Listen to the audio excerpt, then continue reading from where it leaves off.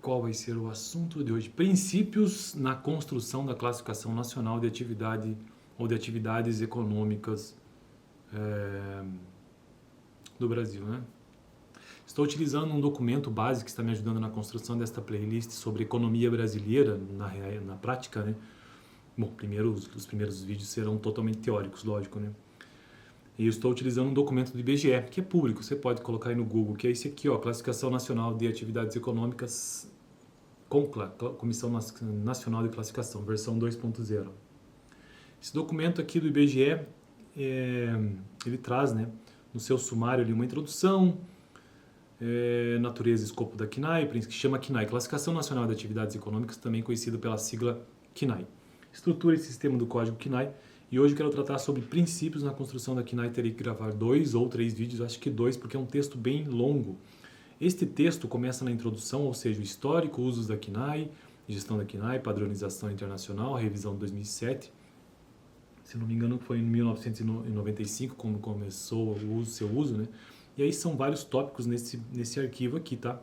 Então nós temos aqui até 11 tópicos. O primeiro deles, introdução, como já disse, o segundo, natureza e escopo da CNAE. Terceiro, princípios na construção da CNAE, que vou começar hoje. Quarto, estrutura e sistema de código CNAE. Quinto, notas explicativas. Sexto, e assim por diante. São um PDF bem... Ele é enorme, esse PDF, na verdade. Por que eu estou utilizando isto aqui para começar estes primeiros, sei lá, quantos vídeos sobre economia brasileira?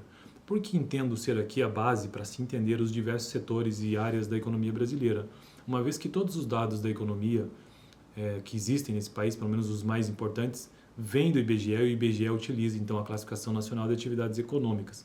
Você mesmo pode, quando compra um produto, pode verificar, seja na nota fiscal geralmente, né, que lá tem a CNAE, né, o CNAE daquela empresa. Pode ser que tenha, né, geralmente tem. Também tem, isso aqui aparece muito quando você vai abrir uma empresa. Então quem é dono da empresa sabe que você precisa classificar, né, a sua empresa em uma atividade econômica. Às vezes você classifica em mais de uma, inclusive. Contadores, então, nem preciso falar, porque todos eles já sabem disso. Então eu entendo que entender um pouco sobre classificação de atividade econômica pode ser muito útil para entender a economia brasileira. Vamos então lá ao tópico de hoje. Já terminamos natureza e escopo, né? Princípios na construção da CNAE. Eu farei a leitura deste arquivo de apenas 2 parágrafos para que o vídeo não fique muito longo, tá bom? Senão fica muito maçante. A leitura geralmente é maçante em vídeo, né? Mas como eu faço esse vídeo basicamente para mim, no começo pelo menos, né? Então não tem problema. Claro, quem assistir também está na vontade, né? Princípios na construção da CNAE. A construção da CNAE 2.0, ali com a revisão de 2007, né? Que tenta obedecer parâmetros internacionais, obedece a um conjunto de princípios normalmente aplicados no desenvolvimento de classificações de atividades econômicas que se traduzem nos seguintes requisitos. Primeiro, a cobertura completa do universo representado. Segundo, a definição de categorias mutuamente excludentes. Terceiro, uma base conceitual e de princípios metodológicos que permita a alocação consistente das unidades nas várias categorias da classificação. E quarto, a estabilidade hierárquica para possibilitar o uso para diferentes propósitos estatísticos. Quinto e último, a estabilidade durante um determinado período de tempo. E por fim, quero dizer o seguinte aqui, eu acho que mais 2 parágrafos ainda, né? Segundo a CNAE, ou seja, a Classificação Nacional de Atividades Econômicas, estreitamente alinhada à estrutura da CIU e SIC, que é uma internacionalização, né? Os princípios de construção das suas categorias são os mesmos da classificação internacional. Então o Brasil já segue, né? Os detalhamentos específicos da CNAE 2.0 nos níveis de grupos e classes foram definidos com o propósito de refletir características da economia brasileira, e em alguns casos de atendimento a demandas de usuários dentro dos princípios que garantem a consistência da classificação no seu uso na produção de estatísticas. No caso de subclasses, o maior detalhamento das atividades em relação à definição das classes teve o propósito de, sempre que necessário, uma identificação mais particularizada da atividade econômica nas unidades registradas, nos cadastros de pessoa jurídica da administração pública.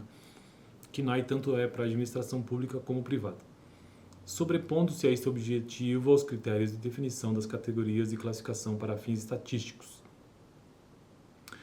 A KNAI, já para finalizar o vídeo de hoje, para não ficar tão longo, tal como essa internacionalização, né, CIU, tem como princípio ordenador básico. Então vamos ver qual é o princípio ordenador básico da KNAI.